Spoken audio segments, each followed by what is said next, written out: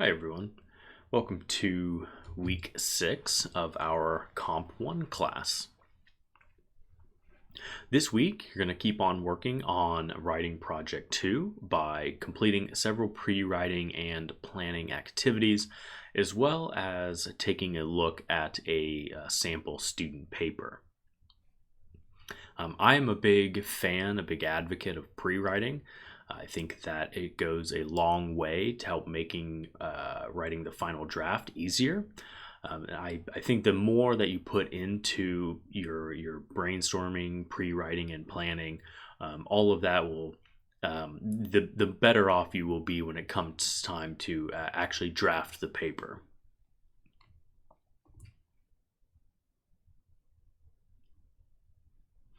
Task 6.1 is to do a couple of readings from your textbook. We have chapter 35, which is on beginning and ending, also, maybe more often referred to as intros and conclusions. And then also chapter 36, which is on guiding your reader.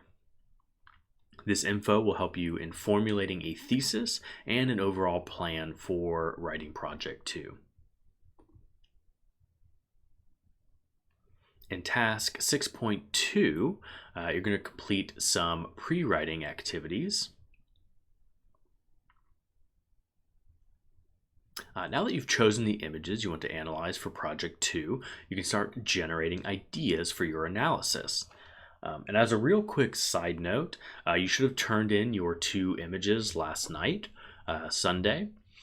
I will be taking a look at those later today, maybe more likely on Tuesday. I have a few things I need to do before today is over, but I plan on getting you some feedback on those images sooner rather than later, and I'll let you know if I see any issues with what you've selected.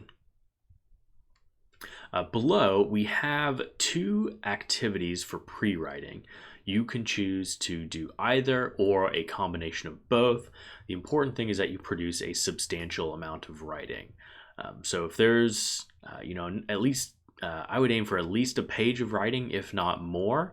You will likely lose some points if you aren't putting a fair amount of thought into this pre-writing.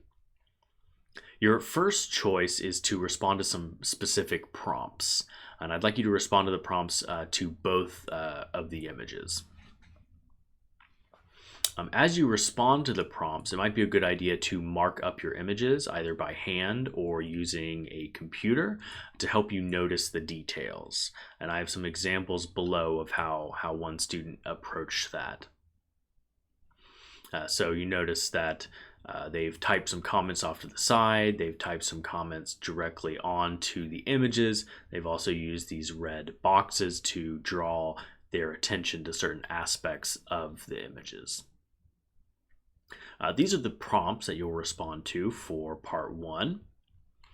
So number 1 here, think back to the lens videos you watched and look carefully at the notes you and your classmates posted on Blackboard. Then free write about the ways in which your images do or do not illustrate some of the main ideas in one or more of those lens videos that you watched. Number 2, consider whether you want to focus on race, gender, or both in your analysis of the images. If you want to focus on race, click the link below and write out notes in response to the checklist at the bottom of the page. Notice that the question mentions ads specifically, but most of the questions apply to other kinds of images as well. If you want to focus on gender, you'll do the same thing, except with this link here. If you plan on writing about both race and gender, you could maybe pick and choose the questions to respond to, or just decide which of these 2 you'd like to do. I don't need you to fill out both if you plan on writing about race and gender. And the last part of activity 1 here, reflect back on all the pre-writing you've done so far and free write in response to these questions.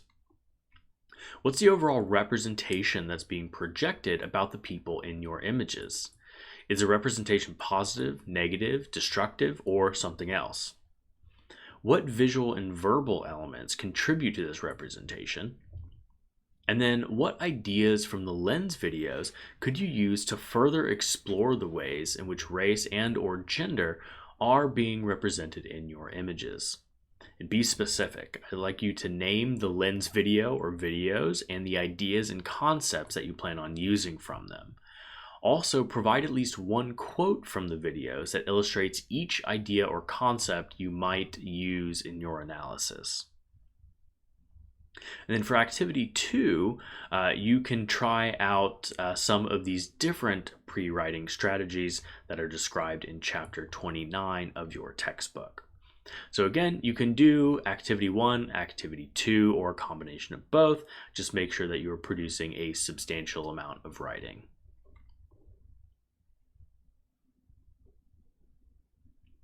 For task 6.3, you're going to make your Wednesday discussion board post. There's a student sample paper here. But before you read that sample, I want you to review the assignment description. And then as you read, ask yourself whether the student writer is doing the things asked of them in the assignment. So in other words, you're going to go over here to this navigation bar. You're going to take a look at the assignment sheet for writing project 2. And then you're going to read this student sample paper and ask yourself if they are meeting all the requirements of the assignment. Then write a discussion board post about what you see as the strengths and weaknesses of this paper. What is the student doing well, and what could they improve on? I'd like you to be as specific as you can be.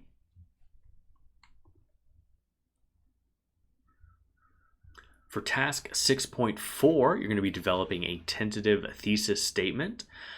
Tentative here means that it's not set in stone. If you need to tweak or alter your thesis in any way, you are certainly welcome to do so.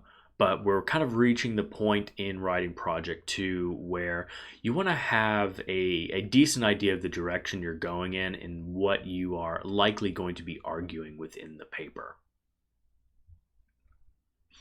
As the Norton Field Guide, your textbook, explains, a thesis is the major claim that a paper makes. It establishes the main idea you'll develop and prove in the rest of your paper. A thesis is an explicit statement that's typically, but not always, placed in the opening paragraph or 2 of an academic paper. And here are a few examples of thesis statements written by former students working on the same kind of assignment that you were. So one example, as Katz suggests, masculinity is often linked to violence in mass media, and my 2 advertisements reveal this idea through their verbal and visual content.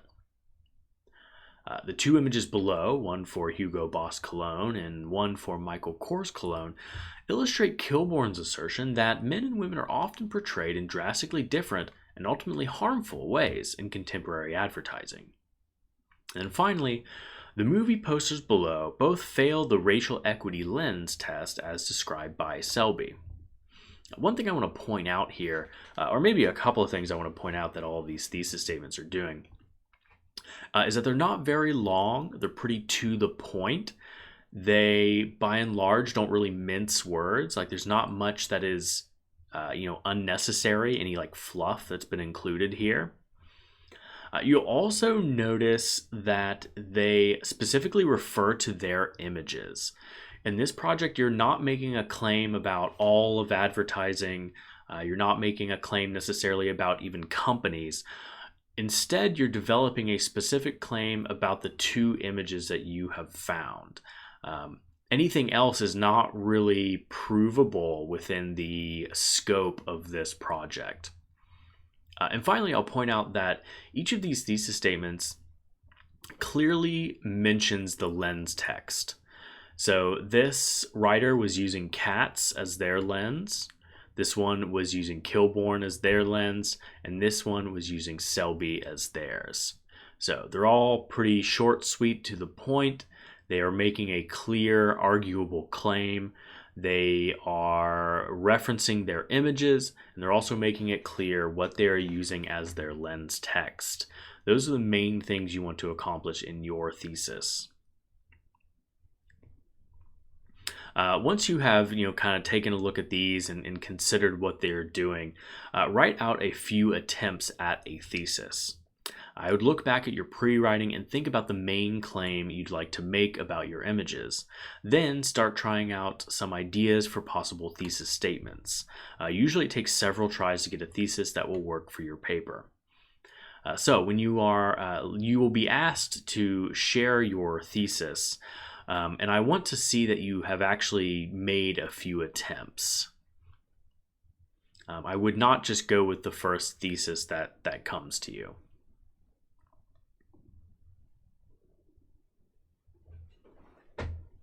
In task 6.5, you're going to create an outline or some other plan for your draft.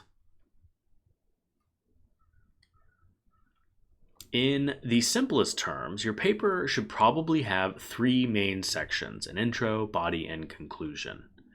Typically, for a fairly short paper like the one that you are going to be working on, your intro will just be 1 paragraph, or maybe 2. And your conclusion will also only be 1 paragraph. The body section, however, will consist of multiple paragraphs. There's no specific number of paragraphs for the body section. In high school, you have maybe written body sections that contain 3 paragraphs. That is often the case, but there's no actual rule that says you need to have 3 body paragraphs. You'll just need to include however many paragraphs you need in order to fully develop your ideas. Below, we have 2 sample generic outlines that could work for the kind of paper that you are working on. These are not the only possible outlines, but I wanted to give you a couple of things to go off of to just guide you through creating your plan. And you can read over these on your own. I don't think this is something that I really need to talk about. Well, I'll point out some kind of key things here. So in this first sample outline in the body, you'll notice that the writer would describe their first image, describe their second image, analyze the first image, then analyze the second image, and then finally comment on the image's meaning and cultural importance. So that's one way to organize it. Basically, you'd have a paragraph where you describe the first image, paragraph where you describe the second image, paragraph or 2 or 3 where you analyze the first one, and then you repeat that for the second image. Sample outline 2 is what I more commonly see for this paper. So you would have a paragraph describing the first image, then you would analyze it. You'd have a paragraph analyzing the second image, and then you would analyze it. So 2 different ways that you can approach this. Now I'd like you to create an outline or some other plan for you to follow when you draft your paper. You can follow the outlines above, but I do want you to be much more specific. So here, these are kind of placeholders. You will not leave these outlines as they are. Instead, you will fill in the details as they relate to your project. For example, insert your actual thesis into the outline. Mention what details you'll describe for each image. Mention what ideas from the lens text you'll discuss, and so on.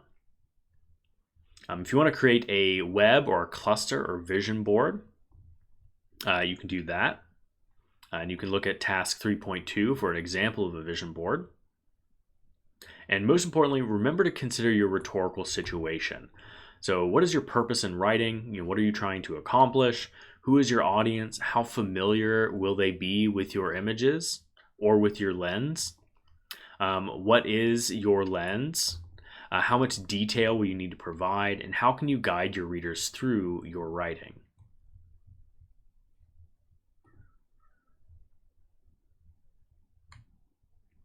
In task 6.6, you're going to make your Friday discussion board post.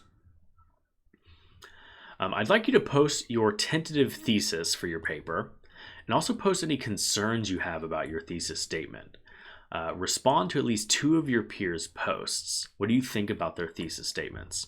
Are they effective? Why or why not? And what suggestions can you share? Or if you'd like, you may also respond to your classmates' post from Wednesday. Did you have a different take on the sample student writing?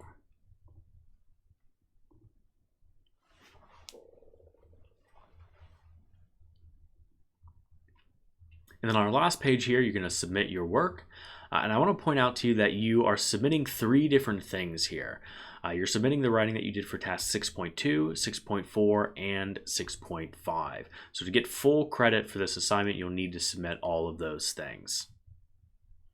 That is it for this week. If you have any questions or anything, let me know.